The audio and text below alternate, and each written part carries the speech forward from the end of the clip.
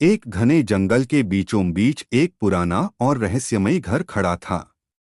गांव के लोग इसे जादुई घर कहते थे। इस घर के बारे में कहा जाता था कि जो भी इसमें जाता वह कभी लौटकर नहीं आता। फिर भी उसकी जादुई शक्तियों की कहानियां हर किसी को रोमांचित करती थीं। एक दिन आरव नाम का एक साहसी लड़का इस घर की रहस्यमयता को समझने का निर्णय करता है। उसने अपने दोस्तों को बुलाया, लेकिन डर के मारे कोई भी उसके साथ नहीं गया। आरव अकेले ही घर की ओर निकल पड़ा। जब वह घर के पास पहुंचा, तो उसके चारों ओर का वातावरण बदलने लगा। हवा अचानक ठंडी हो गई और पेड़ सिहरने लगे। घर का दरवाजा अपने आप खुल गया, जैसे कि उसे आरव का इंतजार हो।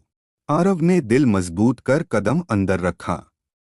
घर के अंदर का दृश्य बिल्कुल अलग था। बाहर से टूटा फूटा दिखने वाला यह घर अंदर से बेहद भव्य और चमकदार था। दीवारों पर अजीब अजीब चित्र बने हुए थे और फर्श पर सुंदर जादुई संकेत खिंचे हुए थे।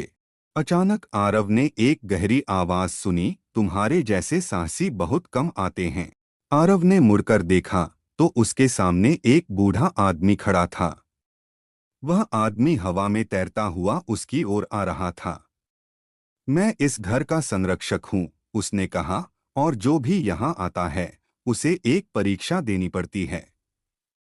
अगर तुम यह परीक्षा पास करोगे तो तुम्हें अनमोल खजाना मिलेगा, और अगर असफल हुए तो हमेशा के लिए यहीं कैद हो जाओगे।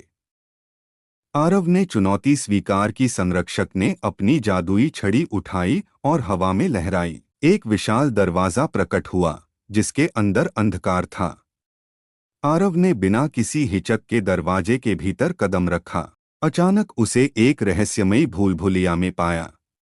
दीवारें हिलती डुलती थीं और हर मोड़ पर कोई न कोई चुनौती उसका इंतजार कर रही थी।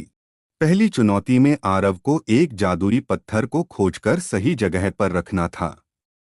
पत्थर बेहद हल्का था, लेकिन जब वह उसे उठाने गया तो वह तेजी से भारी होता चला गया।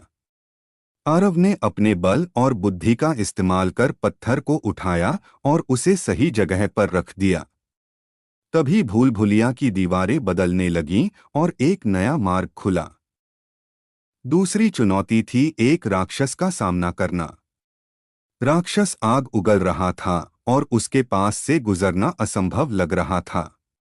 लेकिन आरव ने अपनी सूझबूझ से काम लिया।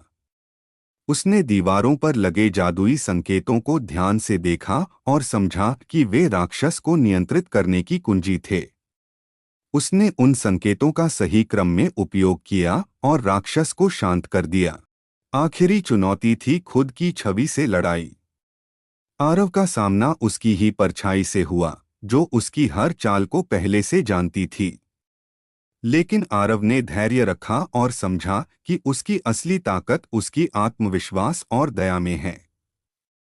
जैसे ही उसने अपनी परछाई को स्वीकार किया, वह गायब हो गई और आरव विजयी हुआ।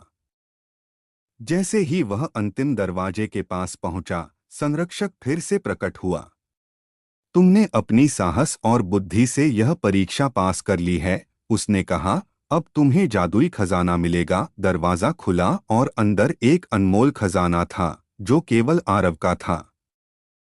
आरव ने न सिर्फ खजाना पाया, बल्कि घर की जादुई शक्तियां भी। वह उस रहस्यमयी घर का नया संरक्षक बन गया और गांव लौटकर उसने अपनी कहानी सुनाई, जिससे गांव वाले फिर से घर को एक सम्मानजनक नजर से देखने लगे।